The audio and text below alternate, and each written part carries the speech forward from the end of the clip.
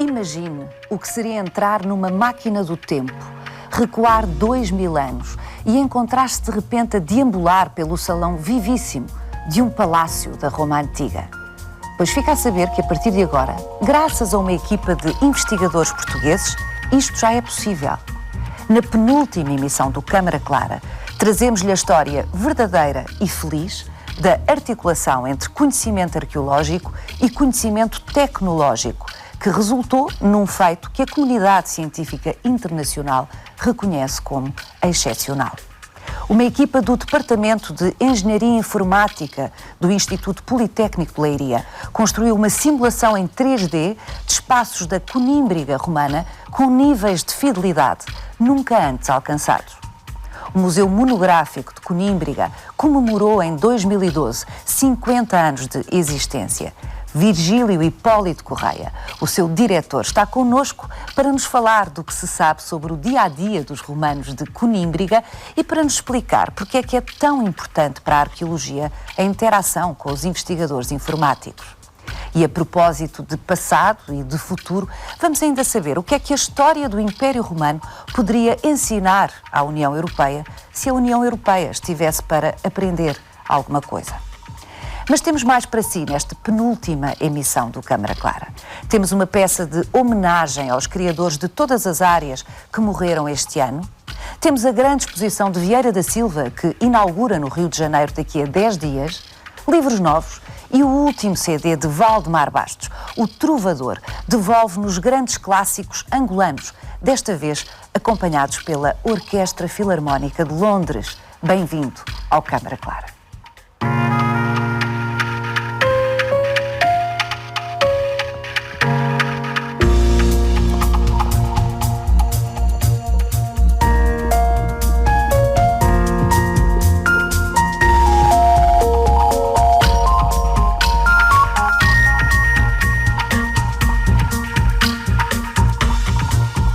Nature, New Scientist e Journal of Archaeological Science são apenas 3 das publicações internacionais de referência que assinalam um trabalho único desenvolvido em Portugal e que permite, a partir de agora, a qualquer um de nós, observar uma casa do Império Romano com o ponto de vista de há 2000 anos.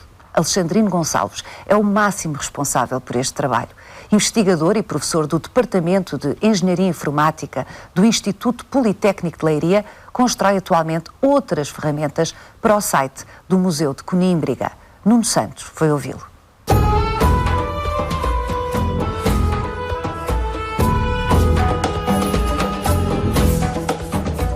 Iluminar o passado, no caso, reconstituir em imagens tridimensionais uma sala específica, pode mudar por completo a percepção e o estudo sobre o modo de vida dos romanos e seu legado. Recriando a Sala das Caçadas da Casa dos Repuxos, em Conímbriga, a equipa liderada por Alexandrino Gonçalves partiu para um estudo que não descurou nenhum pormenor. Por exemplo, os cientistas tiveram de adicionar sal ao azeite para que este fosse o mais similar possível ao usado pelos romanos. Fizemos um estudo de como seriam as lucernas, que é o termo romano para a lamparina, que é um termo que nós conhecemos mais normalmente, como seriam as lucernas romanas. E então, tendo esse conhecimento, partimos para a angriação de todos os componentes para ter essas lucernas o mais fidedignas possíveis como seriam na época. Então, lucernas em barro, o combustível que provia essas lucernas era o azeite, que era uma matéria-prima que abundava. Inclusivamente até tivemos cuidado ao nível do pavio a usar um pavio de fabrico que eles utilizavam na época, que seria ou em linho ou em algodão. Sempre com base nos conhecimentos históricos e arqueológicos, Alexandrino Gonçalves avançou para uma série de testes na Universidade de Warwick, no Reino Unido, onde dezenas de voluntários, através de um sistema de eye tracking e num ecrã HDR, a tecnologia informática que capta a luz ambiente de uma forma semelhante ao sistema visual humano, analisaram as duas possibilidades de luz para a Sala da Caçada. Esses testes, de facto, foram muito interessantes, mesmo muito interessantes. E os resultados mostraram-nos coisas como quando percepcionávamos o cenário com luz romana, as pessoas tinham tendência para ter o seu enfoque visual precisamente nesses artefactos, ou nos frescos ou então no mosaico. E quando as pessoas percepcionavam exatamente o mesmo cenário, exatamente na mesma perspectiva, mas com outro método de iluminação, os resultados foram bastante diferentes. Quando era usada a iluminação romana, o enfoque era mais nos frescos ou então no mosaico, em que dispersavam o seu olhar. Quando era usada a iluminação elétrica, isso não acontecia.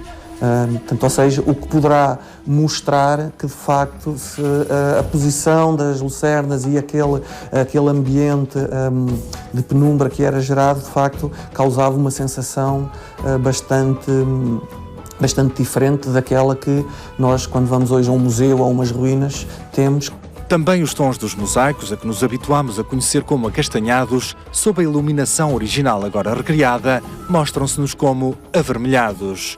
Mas foi sob o efeito da iluminação romana que a maior parte dos voluntários que em Warwick fez os testes usou palavras de descrição como conforto e relaxamento, por oposição a frio ou inóspito de uma iluminação elétrica, que em muito se aproximava da visão das salas e vilas das ruínas, como as vemos e como as imaginávamos até há bem pouco tempo.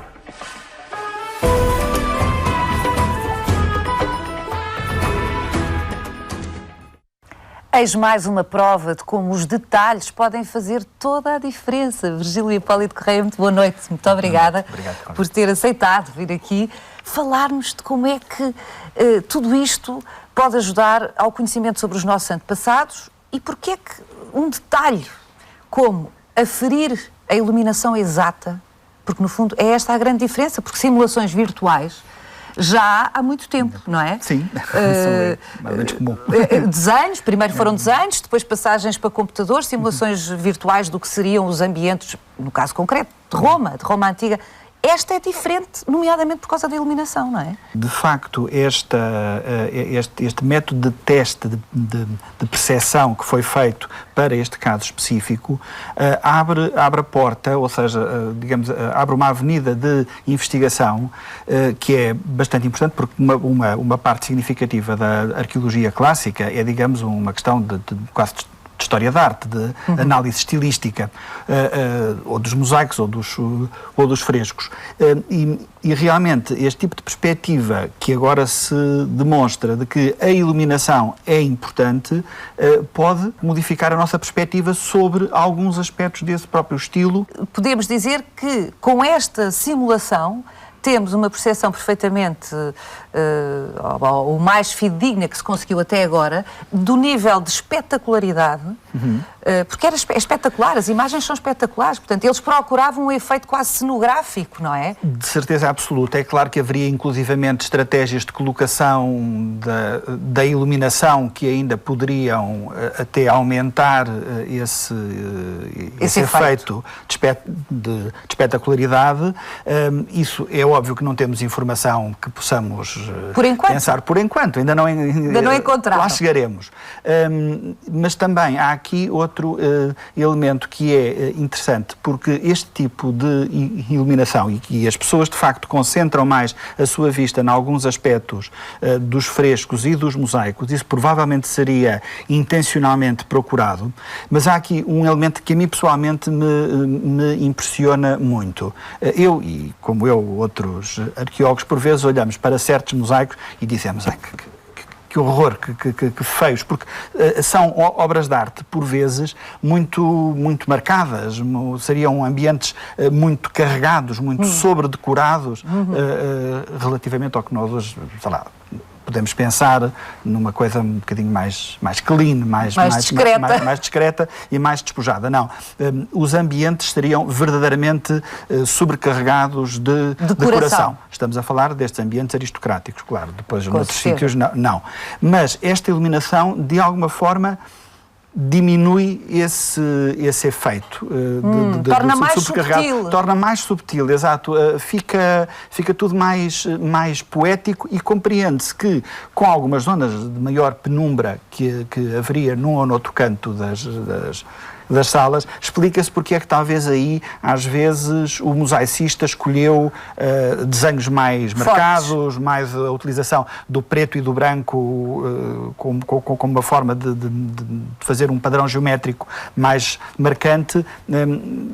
É bastante interessante para a compreensão do que é este estilo que eles adotam, esta situação da luz e do ambiente interno das casas. Portanto, um efeito cénico espetacular, era o que se procurava. Não que nós não soubéssemos já que Roma, que o Império Romano tinha atingido níveis de sofisticação enormes, mas em muitas áreas, mas ter contacto com o ambiente doméstico desta maneira tão fidedigna é de facto novo.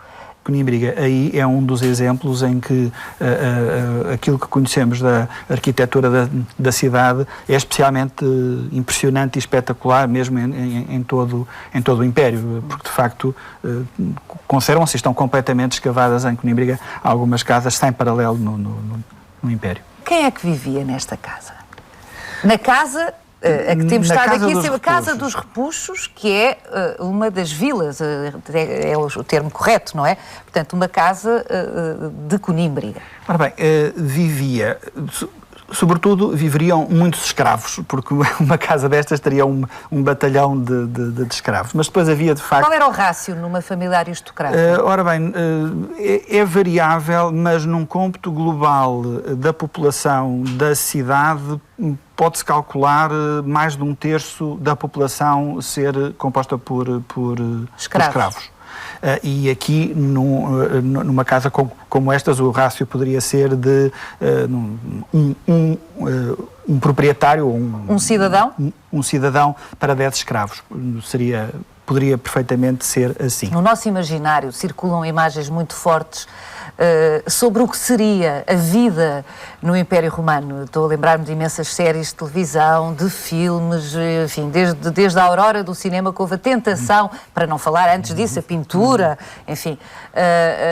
Sempre tivemos este desejo de imaginar como seria.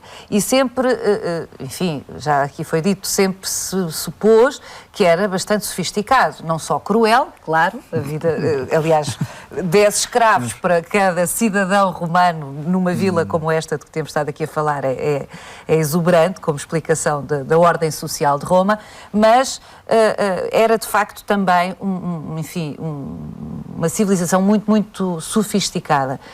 Como é que era a vida correspondente, a vida das pessoas que queriam viver entre mosaicos tão belos, entre iluminação tão requintada? Não estamos a falar de um notável local, estamos a falar de alguém que é de facto dono, possuidor de uma grande capacidade económica e certamente de uma grande capacidade social e também política, pelo menos ao nível da província e se calhar mesmo com algumas ligações a Roma, e sabemos pela epigrafia que há contactos diretos entre Conímbriga e a capital do Império. A sua casa é também o cenário de muito da sua vida pública. Há um arqueólogo inglês que diz que nós hoje nos refugiamos em casa para fugir dos olhares do público, enquanto que os romanos se colocavam em casa para se mostrarem ao público sobre o melhor enquadramento possível. O que explica duplamente o investimento nos mosaicos, na decoração, na iluminação, não é? Porque é também uma forma de dizer ao exterior... Quem tem uma casa destas pode fazer o que for, o que quiser na cidade. E as termas já têm as salas de água fria, tépida e quente. Logo, cerca de 10 a.C., quando isto começa a ser construído, acontece imediatamente como um primeiro investimento, digamos assim, que os romanos fazem na cidade. O aqueduto foi calculado que poderia alimentar cerca de 15 a 19 mil habitantes. A cidade aparentemente nunca ultrapassou os 5, 6 mil, portanto tinham água em muita abundância. E que era uma coisa importante. Aliás, a higiene era uma coisa super importante. Não era só um momento social, mas também era um fator, obviamente, higiênico, não é? O banho diário. E era, inclusivamente, para os escravos, não era só para os cidadãos, para toda a população. Nós conhecemos em Conímbriga 3 estabelecimentos diferentes de banhos públicos, ou seja, há 3 termas. Isto é muito importante no centro de uma cidade pequena, como é Conímbriga. Há 3 termas públicas e sabemos que, de facto, a frequentação das termas era completamente generalizada. Regida, em algumas circunstâncias, por questões de horas, nem toda a gente podia ir ao mesmo tempo. Os escravos provavelmente teriam a hora pior, de certeza. Depois as mulheres também eram as segundas piores, claro. Há até um caso engraçado que nas leis de Vipasca, que é Aldestrel, e que estabelecem algumas normas de vida na cidade, as mulheres pagam mais um sestércio para ir às termas do que Portanto, têm piores horas e ainda por cima pagam mais. Não, de facto, o politicamente correto ainda não tinha sido inventado na altura. E, aliás, também uma prática, é preciso dizê-lo, um pouco promíscua, porque se sabe pela literatura que as termas e as próprias latrinas são locais de grande familiaridade. É uma maneira de pôr as coisas. Sim, para dizer, é uma maneira de dizer as coisas na televisão, não é? Na televisão, pois, não podemos dizer que estavam ali todos ao mesmo tempo, porque, enfim, mas era terrível, realmente, para a nossa, hoje que nos fechamos e puxamos o trinco. Aliás, o Virgílio Hipólito Correia disse-me uma coisa que eu desconhecia absolutamente. Eu estava a dizer, bom, entre as coisas que eu descobri na preparação deste programa, é que os romanos eram tão vaidosos, porque também há a questão da vaidade aqui, a sua imagem, não é? Muito autoconscientes da imagem que projetavam, que até tinham pinças. Claro que uma pinça ao pé pinças para tirar os pelos, uma pinça ao pé de um aqueduto pode parecer nada, não é? Mas o Virgílio disse, não, tinham pinça, não foi, como é que era? O Júlio César, por exemplo? Alegadamente terá adotado o hábito de se depilar completamente na sequência de ter tido uma vez uma infestação de piolhos e então a partir daí passou a depilar-se. Era uma forma também de higiene. Assegurar a higiene, sobretudo em campanha militar onde não teria termas. Não? Já sei que se levantavam muito cedo, normalmente, não era? Sim, era o sol que regia 4h30 da manhã, 5 da manhã no verão. Tradicionalmente levantavam-se às primeiras luzes da alva, ou seja, antes mesmo do sol se ter levantado. Muitas vezes só bebiam um copo de água de manhã, não é? A partir de uma certa altura para ser mais higiênico. E o que se vê eram bastante frugais, por exemplo, mesmo a refeição do meio do dia, há algumas referências que dizem que se contentavam com pão, queijo e azeitonas, por exemplo. Bela refeição. Uma bela refeição. Depois, às vezes parece que era à ceia que abusavam, que se excediam, abusavam não é? um pouco aí mais. Já a saúde já se devia ressentir, porque já não era suposto. Bom, é muito interessante ver como este tipo de conhecimentos que a arqueologia recolhe, e este quadro de conhecimentos que vai compondo a arqueologia, enfim, está ao dispor hoje da ficção. De alguma forma sempre esteve, não é? Mas normalmente os filmes e as séries, enfim, não sei, pergunto-lhe, correspondem àquilo que os senhores arqueólogos têm vindo a descobrir? A ficção menos vezes, ou nem sempre, vai a certos aspectos mais comezinhos da vida do dia-a-dia, não é? Mais facilmente o romance, a série se dedica à vida dos imperadores, ou dos aristocratas, temos ou seja, aqui do que for. As Memórias de Adriano, que é uma reconstituição da Yourcenar, absolutamente extraordinária, não é? E estamos a falar de duas valências. Eu falo da literária, mas o Virgílio Hipólito Correia pode atestar da científica, ou para... Sem dúvida, um trabalho extraordinariamente penetrante. Rigoroso, aliás, a Yourcenar conta que viveu anos mergulhada ou em contacto direto com as fontes, com o texto direto de Adriano, e portanto isto... Eu, Cláudio, é um clássico que deu origem a uma série maravilhosa. Nós vamos ver um bocadinho da série.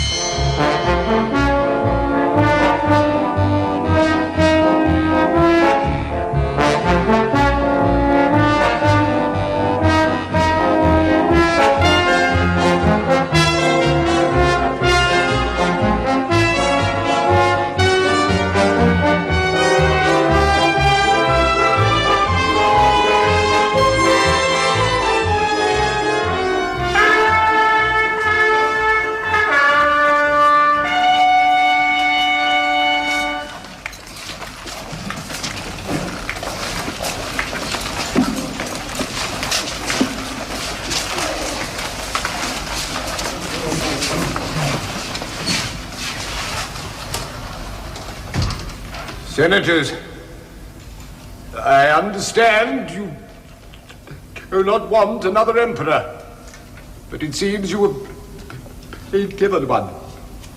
I sympathize with you.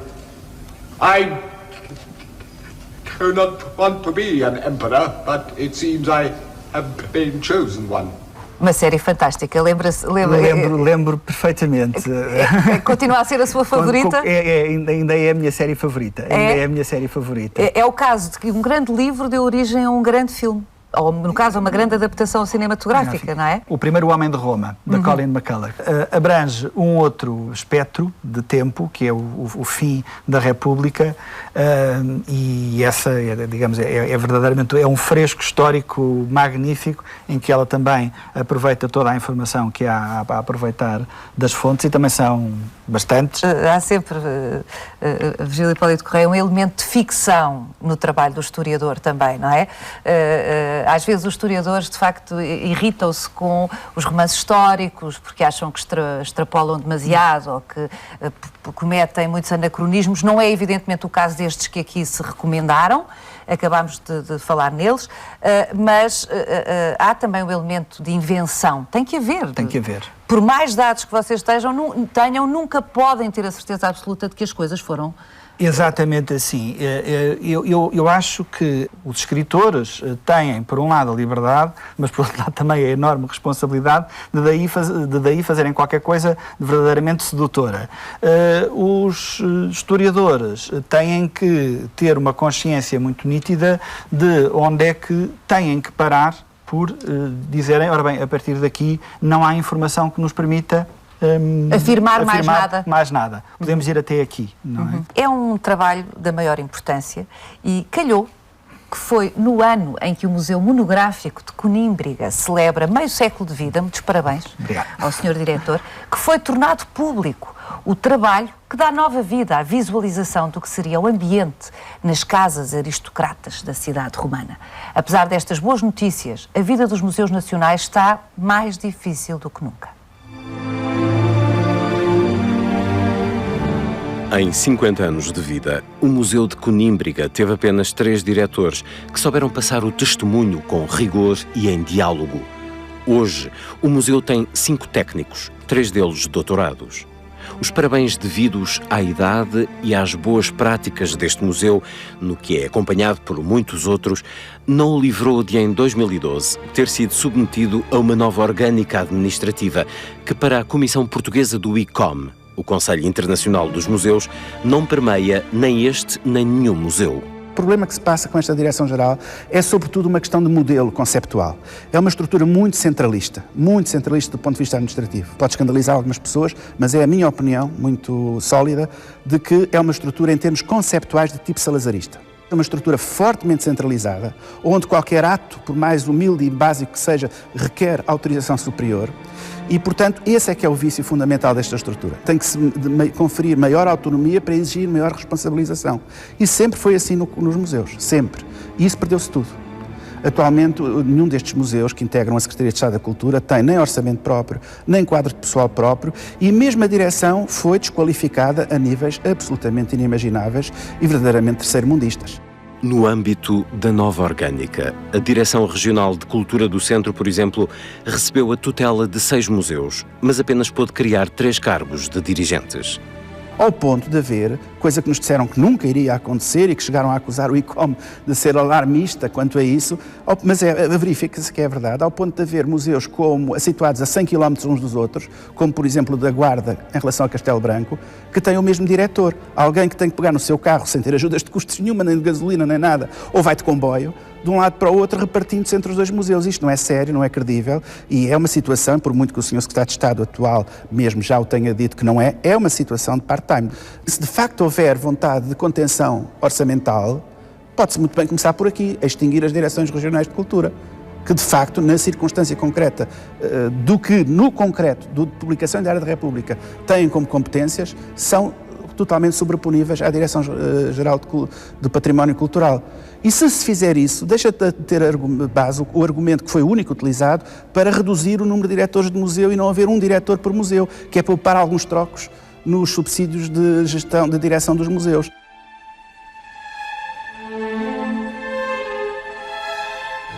Como em muitos outros setores da atividade nacional, segundo nos diz o ex-diretor do Museu Nacional de Arqueologia, o problema maior não são os cortes necessários, o grande problema é a lógica usada para fazer esses cortes. Concorda com o Luís Raposo? Concordo.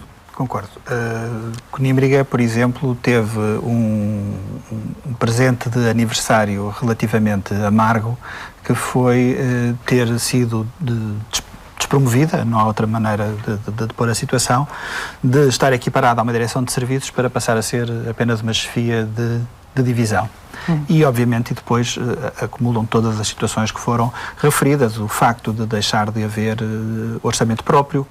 Poder-se pensar que, realmente, se os nossos governantes tivessem algum conhecimento da história do Império Romano, saberiam que descentralizar bem é uma das chaves da longevidade e da saúde das instituições, porque Roma soube gerir aquele mega império exatamente sabendo delegar, sabendo descentralizar, centralizava o fundamental, mas... O Império Romano é uma federação de cidades, com Roma no seu centro e com o imperador como representante da cidade. E, portanto, cada cidade é governada pelos seus habitantes, que têm uma determinada relação jurídica com a cidade de Roma. Há, obviamente, relações, há coisas que são centralizadas, o exército claro. É apenas o exército imperial e não há outro. A moeda é a moeda... É a moeda única? É a moeda única, é a moeda imperial e não há outra, ainda que na altura falsificassem mais do que hoje. O problema da moeda de imitação era um problema complexo. Todo o Império fala latim, ainda que seja um latim bastante é como o nosso inglês diferente. Hoje, não é? É um pouco como o inglês. É a língua mais falada e mais mal falada mais do mal mundo. falada e certamente que isso também aconteceria e por isso é que as línguas que vêm do latim são hoje tão diferentes e tão distintas. Há de facto essa... A tolerância religiosa, que é completa, que é a importância total. Das comunicações. Bem, nós estamos aqui também a descrever, agora saltando do nosso governo atual e de outros. Mas pronto, agora falando deste e desta reforma administrativa que de facto centralizou, atendendo ao que diz o Luís Raposo, centralizou de uma forma sem precedentes, ou pelo menos há muito tempo que não víamos isto. Em termos de museus, nunca vimos isto. Não desde 1910. Desde 1910 que não vimos isto? Não, no isto? sentido em que é com a República que se estabelece, digamos, uma política de património em que os museus, ainda que tenham passado por fases muito complexas, mas que sempre houve um determinado nível de autonomia, ou seja, o museu sempre foi reconhecido, quer localmente, quer centralmente, como uma instituição autoportante, se assim quiser. O museu existe porque tem que existir. Quando hoje os museus são relegados para as chamadas estruturas flexíveis da Direção-Geral, significa que... Da Direção-Geral do Património Cultural. Da Direção-Geral do Património Cultural. Estar na estrutura flexível significa que basta um despacho do Diretor-Geral para que este museu tenha diretor ou não tenha, ou divida o diretor com outro museu. E não sei quanto é que se poupa com isto. Agora, o que tenho a certeza, e isto é mesmo 20 anos de funcionário público a trabalhar neste tema e 12 anos de diretor, tenho a certeza que o que se perde em eficácia é muitíssimo mais do que se poupa. Provavelmente muitíssimo mais caro. Eventualmente será muito mais caro. Em número de visitantes que se perdem, em atividades que não se promovem, em projetos que não podem ir à frente, avançar. Porque eu creio que não há, parece não haver, às vezes, a percepção da diferença de um diretor de um museu receber uma proposta de colaboração internacional, uma proposta de um projeto, a ideia de desenvolver uma exposição, uma solicitação de uma universidade que quer fazer um projeto, ou de um instituto politécnico como o Leiria que quer fazer um projeto. E o diretor ter a consciência que pode dizer que sim, ter o mínimo de capacidade de operacionalizar, de operacionalizar a coisa, imediatamente o projeto. E depois, naturalmente, discutir com a sua tutela. Quer dizer, não somos... Eu não sou o vice-rei em Conímbriga, sou diretor, estou integrado numa hierarquia, numa estrutura. Mas é um caso de figura completamente diferente. Haver a possibilidade de uma pessoa dizer, sim senhora, vamos embora, olhem, eu estou a fazer isto, se calhar há outro museu que quer fazer uma coisa do mesmo género, podemos fazer em parceria, em conjunto, isto já se fez, correu mal, vamos ver aqui se corre melhor.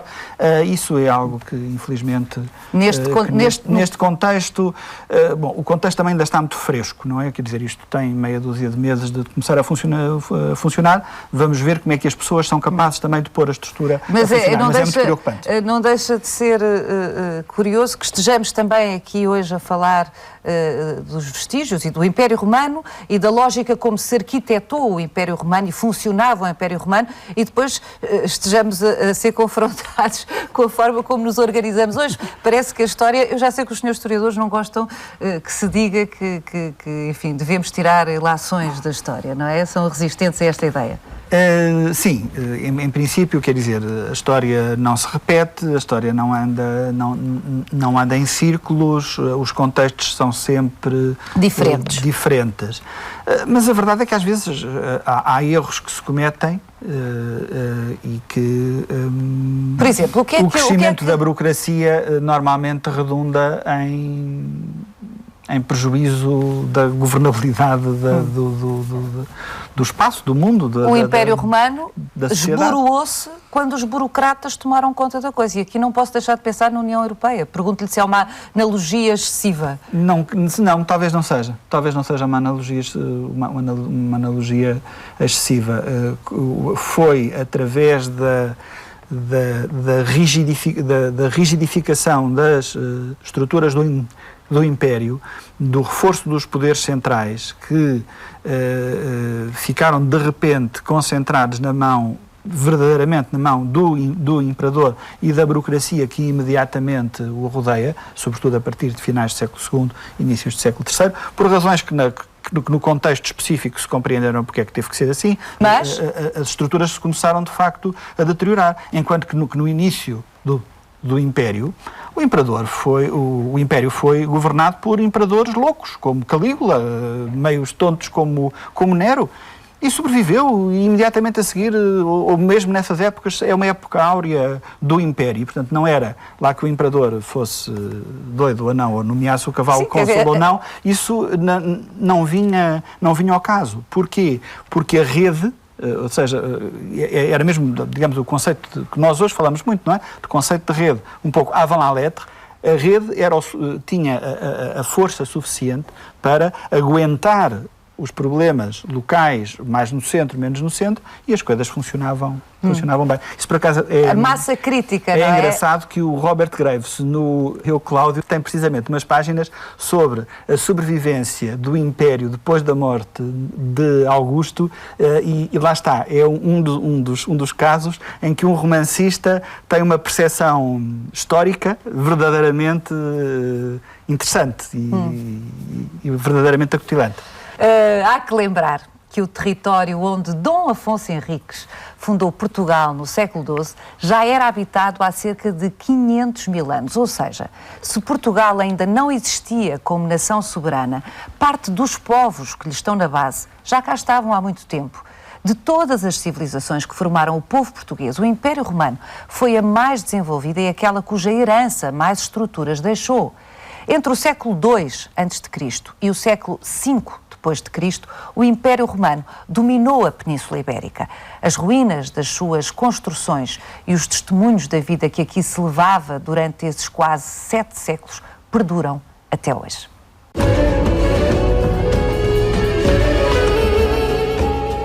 A sul encontravam-se os mais cultos de entre os iberos e a norte montanheses de apreciável ferocidade e selvageria. Por volta do ano 1 da nossa era, Estrabão, o geógrafo, descrevia assim em Lusitânia as populações que os romanos vieram encontrar no território que é hoje Portugal. Também por aqui era o Império Romano. Lusitânia, província da Hispânia, dividida em 3 regiões cujas sedes eram Santarém, Beja e Mérida, ou Scalabi Júlia, Pax Júlia e Emérita Augusta. Braga, ou Brácara Augusta, pertencia à província de Tarraconensis. Ao longo dos séculos, as artes representaram o que imaginavam que tinha sido Roma Antiga. Primeiro a pintura, depois o cinema. Hoje, a tecnologia digital fala com rigor científico, porque trabalha a partir dos dados colhidos pela arqueologia. Por exemplo, o maior cartógrafo da era moderna, o Google Earth, permite-nos um passeio virtual por Roma Antiga. Em Portugal, são vários os núcleos arqueológicos que usam tecnologias semelhantes. Para além do mais recente exemplo de Conímbriga, também em Lisboa, Braga ou Alentejo se pode olhar o passado com imagens virtuais. É o caso do Museu Teatro Romano, em Lisboa. Aquilo que foi encontrado está em deficiente estado de conservação e, portanto, é uma forma mais fácil de compreender aquilo que existiria neste local. Aquilo que se pode ver em 3D é uma reconstituição total do edifício, quer nos seus aspectos decorativos, quer em termos de implantação na encosta onde o Teatro Romano se situa. Toda a gente que chegasse de barco ao Licipo veria imediatamente, instantaneamente, esta enorme marca de poder. Esta será mais uma ferramenta, não é? Eu penso que o lugar dos museus continua a ser o mesmo de antes e continua a ter toda a pertinência, mas as reconstituições 3D de facto facilitam, auxiliam nessa interpretação final do que seria o edifício público. No Alentejo, em pleno Parque Natural da Serra de São Mamede, o projeto Radiopast, Radiografia do Passado, está a reconstruir digitalmente a cidade romana de Amaia, num projeto que envolve fundos da União Europeia e da Fundação Ciência e Tecnologia, universidades e empresas, especialistas italianos e norte-americanos. Em Lisboa, procura-se fazer algo semelhante. Constituir uma certa imagem daquilo que terá sido ao Licipo de época romana. Aliás, o Museu da Cidade, com o seu Serviço de Arqueologia, tem desenvolvido esforços nesse sentido e, portanto, é um trabalho que está a ser desenvolvido já há algum tempo. A implantação num mapa daquilo que se vai encontrando e que foi sendo encontrado nas últimas décadas, quer relativamente à época romana, quer inclusivamente de épocas anteriores. Por todo o país, o Portugal romano ganha espaço de acolhimento, centros de interpretação, visitas guiadas. Conímbriga é incontornável, não é? É uma marca para Portugal em termos de mostrar o que seria uma cidade romana de média dimensão. Existem outros casos, o caso de Brácara Augusta ou de Amaia, por exemplo, para além de outras vilas de época romana já de um período mais tardio. Aquela que eu mais gosto será a de São Cucufate, na Vidigueira. Também a vila de Pisões, ao pé de Beja, também é uma vila extremamente importante, com uns balneários muitíssimo bem conservados. A vila de Santa Vitória do Machial também, a Vila Romana do Rabassal, etc. Nem sempre as recriações do passado recorrem à tecnologia digital.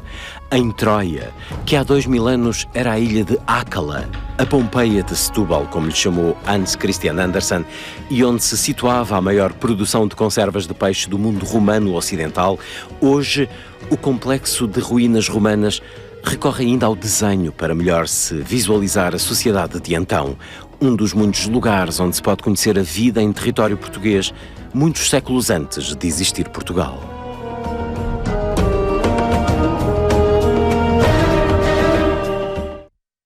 Virgílio Hipólito Correia, eu pensei sempre em Conímbriga como a Pompeia de Portugal, pelo nível de conservação, não é? Mas o Christian Andersen visivelmente achou outra coisa. Mas eu acho que quando o Christian Andersen passou por cá, por Portugal, se calhar as escavações em Conímbriga ainda não tinham começado, portanto admita-se que ele pensasse... Quando é que são? Qual é a campanha que dá... As primeiras escavações sistemáticas em Conímbriga são de 1899. Foram subsidiadas pela Rainha Dona Amélia, mas depois a exposição de Conímbriga ao público começa em 1930, que é quando a Direção-Geral dos Monumentos Nacionais começa a escavar. Depois há o grande momento escavação dos anos 60 e início dos anos 70, que dá o resultado final que nós temos hoje. Apesar da ideia da cidade toda escavada, Conímbriga só está a 17% escavada. É sério? É sério. É o centro da cidade que está escavado. Nós temos neste momento um projeto submetido à Fundação para a Ciência e Tecnologia para fazermos prospecção geofísica no resto da cidade, já que não vejo no horizonte perspectivável, e se calhar em horizonte nenhum nunca vamos escavar a cidade no seu todo. Novamente, a tecnologia tem ajudado imenso, não é? E hoje em Vocês dia, não precisam, antigamente tinham mesmo que escavar, hoje não precisam. Hoje em dia já há tecnologia que, combinada depois com algumas pequenas sondagens de diagnóstico, estou convencido que será possível traçar fazer o levantamento. Fazer o levantamento. Prevê-se que estejam em contacto o Museu Monográfico de Conímbriga com este Departamento de Engenharia Informática. Sim, estamos, aliás, em colaboração permanente, não é? Isso é maravilhoso. Portanto, todos os dados que os senhores forem reunindo vão passando à equipa e eles vão acrescentando. E vice-versa. Porque, por exemplo, com a prospecção geofísica é também isso que se passa. Quer dizer, o trabalho tem que ser sempre dialogado, claro, e iterativo. Eu que tenho um ponto de vista romanesco sobre isso, porque evidentemente não sou nem arqueóloga nem engenheira informática, acho particularmente interessante que tenhamos chegado a este momento da história, não é? Em que os especialistas mais, com a mão no terreno do passado, que são evidentemente os arqueólogos, não é? Estejam em estreita colaboração com aqueles que nós imaginamos que estão a desenhar o nosso futuro, não é? Eu acho que sim. Os informáticos, todo o mundo virtual e das simulações virtuais é muito interessante. Está disponível para saber agora o que é que se vai passar no nosso tempo e, mais propriamente, num futuro próximo, daqui a 10 dias, no Rio de Janeiro. Convido a saber que da programação cultural para o Ano de Portugal no Brasil, um dos momentos mais altos é, sem dúvida, a grande exposição da pintura de Vieira da Silva que Portugal mostra aos brasileiros. A inauguração é daqui a 10 dias, um futuro próximo, a 19 de dezembro, no Rio de Janeiro. A exposição Vieira da Silva agora foi uma oportunidade que surgiu de mostrar a Vieira da Silva no âmbito das comemorações do Ano de Portugal no Brasil e mostrá-la no Rio de Janeiro, porque já houve exposições importantes no Brasil recentemente, mas em São Paulo. E no Rio há muito tempo que a obra não era mostrada e foi no Rio que a Vieira da Silva viveu, de 40 a 47, quando fugiu de Lisboa por causa da guerra, com o Arpad Zenz e se exilou no Brasil durante 7 anos, fugida da guerra. Quando a Fundação Vieira da Silva fez a proposta ao Comissariado de Portugal no Brasil, pareceu-nos a escolha óbvia. Uma pessoa que teve uma relação muito próxima com o país, nomeadamente com a cidade de Rio de Janeiro, e uma artista que influenciou por lá ter estado nessa altura e ter feito e mostrado a alguns artistas a sua arte abstrata, influenciou de alguma maneira uma geração mais nova de artistas brasileiros. De âmbito cronológico, a montagem não exaustiva optou antes por ir ao encontro das melhores obras de Vieira. A opção foi mostrar o melhor da Vieira e não só o período brasileiro. Mostrar, aliás, a Vieira toda. Antes do Brasil, em que toda a originalidade do conceito espacial dela já se está desenhado, o período do Brasil e depois, de facto, quando regressa a Paris em 1947, há o grande reconhecimento internacional a partir dos anos 50. Portanto, o que nós quisemos mostrá-la foi remostrá-la agora, mas nesse contexto do melhor da Vieira. Em causa, 5 dezenas de obras entre pintura e desenho. Tudo para confirmar a excepcional dimensão da artista a nível internacional. São 51 entre desenhos, que são muito poucos, são cerca de 15, portanto são cerca de 30 obras de enormíssima importância e de grandes dimensões, das melhores coleções portuguesas e brasileiras, particulares e institucionais, porque quisemos fazer esse cruzamento com o melhor que há em Portugal com o que também de muito bom havia no Brasil. E há muitos colecionadores particulares e institucionais que têm obras da Vieira da Silva. Ela é, de facto, admiradíssima no Brasil. Eis um acontecimento de que podemos orgulhar-nos. E há mais, felizmente. Às livrarias chegaram nos últimos tempos livros a que devemos estar atentos. O último romance de Inês Pedrosa, Dentro de Ti Ver o Mar. Eis um romance que arrebata e faz pensar. A Instalação do Medo, de Rui Zinck, desconcerta-nos e provoca-nos, como sempre faz Rui Zinck. Mudanças é o primeiro livro da Divina Comédia, uma nova editora que não teme a crise. Um romance de Mo Yan, o chinês que acaba de ganhar o Prémio Nobel da Literatura. De Ana Vaz Milheiro, Nos Trópicos, sem Le Corbusier. Arquitetura luso-africana no Estado Novo é um trabalho importante. Dicionário de Arqueologia Portuguesa, de Jorge Alarcão e Mário Barroco, é uma obra fundamental e absolutamente oportuna no contexto desta conversa. Virgílio Hipólito Correia, é com o professor Alarcão, precisamente, que está... Já terminou o seu doutoramento? Já terminou? O professor Alarcão foi o meu orientador. Exatamente, e estamos à espera que seja publicado, não é? Eu também estou à espera e estou a trabalhar ativamente nesse... E deixe-me pedir-lhe que nos debite aqui o título, porque o título diz tudo. Aliás, é uma coisa boa na comunidade científica, os senhores são muito práticos. A arquitetura doméstica de Conímbriga e as estruturas económicas e sociais da cidade romana. Pronto, perfeito. De alguma forma, Conímbriga, porque não é habitada há muitos séculos, manteve-se incólume, ou mais incólume, enfim, às deturpações do tempo. Sim, e sobretudo hoje é mais fácil escavar em Conímbriga do que numa outra cidade romana como Lisboa, ou Braga, ou Beja, que estão ocupadas.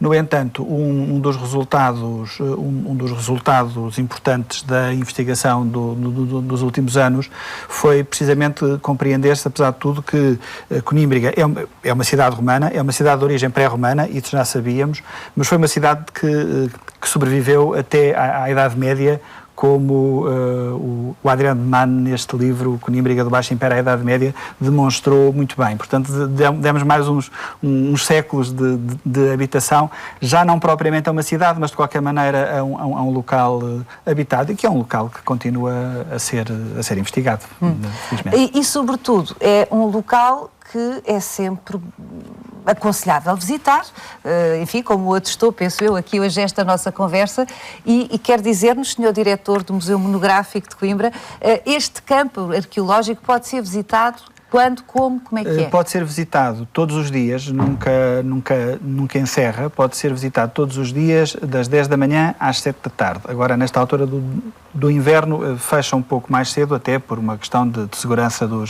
que às 6 da tarde, pronto, entre as 10 e as 6 da tarde. Não fecha às segundas-feiras, como é habitual? Não fecha às segundas-feiras, portam-se mesmo bem. É um esforço que fazemos, porque achamos que um museu numa cidade, se uma pessoa vai e dá com o nariz na porta, como se costuma dizer, pode fazer outra coisa. A Conímbriga normalmente vai-se de propósito e é terrível, é dramático chegar e ter feito não sei quantos quilómetros e não poder ver, portanto, tirando agora no dia de Natal e do dia de Ano Novo, que os funcionários coitados também têm direito a reunir-se com as suas famílias, estamos sempre abertos.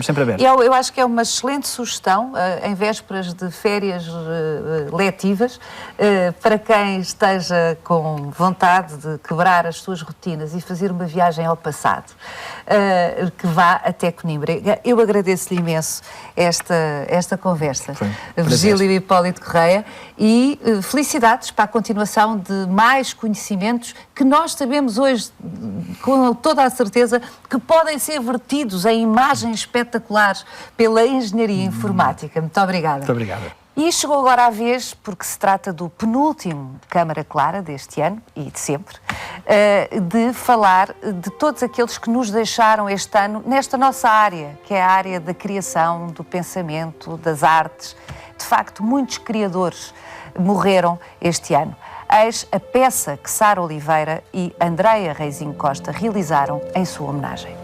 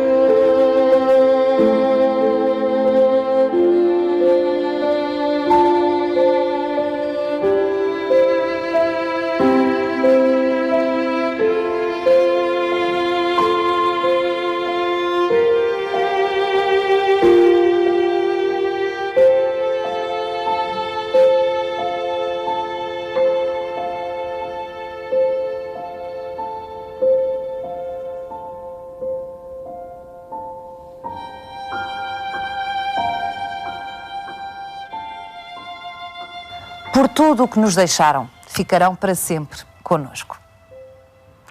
Falta ainda deixar-lhe uma sugestão. Valdemar Bastos, o trovador angolano, gravou um disco com a Orquestra Filarmónica de Londres. Mas antes de vermos e ouvirmos Valdemar Bastos, lembro que no nosso sítio, pode rever este e outros programas no dia e à hora que mais lhe convierem.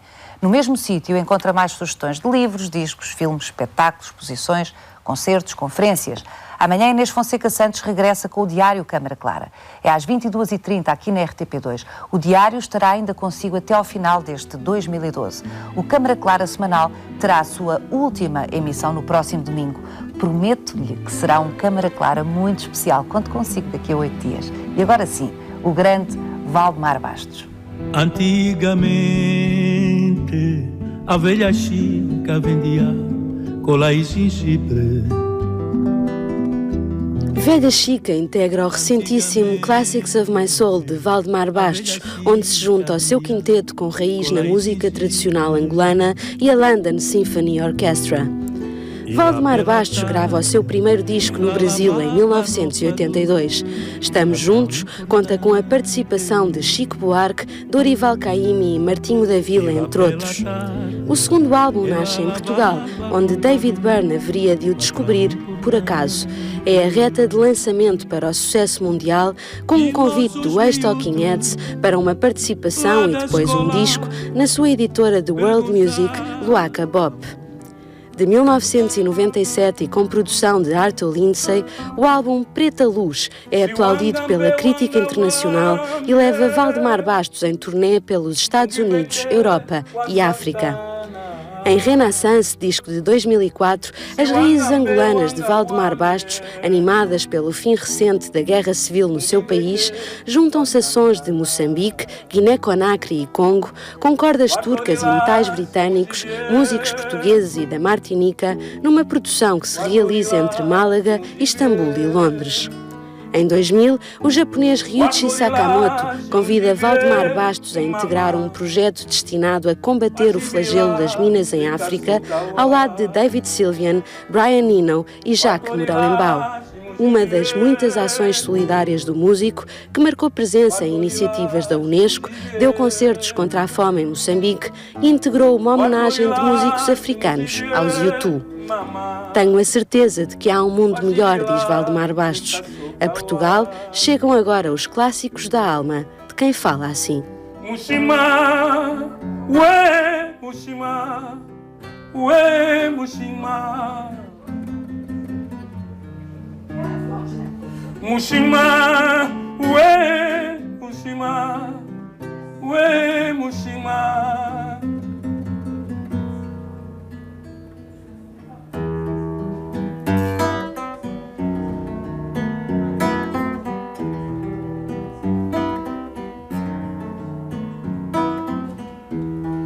Siwanga biwanga wamye